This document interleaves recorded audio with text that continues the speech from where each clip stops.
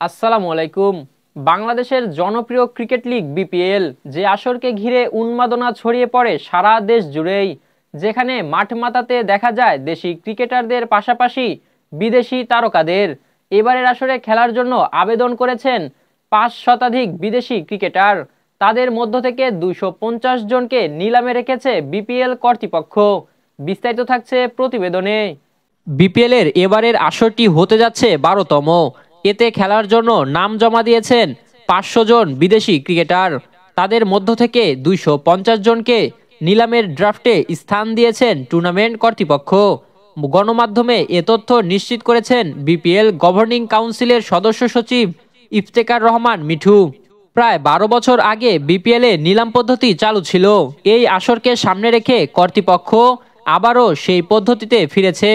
বেঁধে দেওয়া নিয়ম অনুসারে নিলাম থেকে প্রতিটি দলকে অন্তত 2 জন বিদেশি ক্রিকেটার দলে ফেরাতে হবে। দেশি ক্রিকেটার কিনতে হবে 12 জন। আবার সরাসরি চুক্তিতে বিদেশি কেনা যাবে সর্বোচ্চ 2 জন, দেশি ক্রিকেটারও 2 জন। একাদশে বিদেশি ক্রিকেটার রাখা যাবে সর্বোচ্চ 4 জন এবং সর্বনিম্ন 2 জনকে।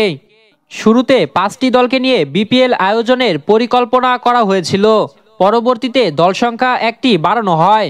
নতুন করে যুক্ত করা হয় নোয়াখালী এক্সপ্রেসকে। অন্য 5টি দল হচ্ছে Rangpur riders, Dhaka capitals, Sylhet titans, Rajshahi warriors ও চিটাগং রয়্যালস।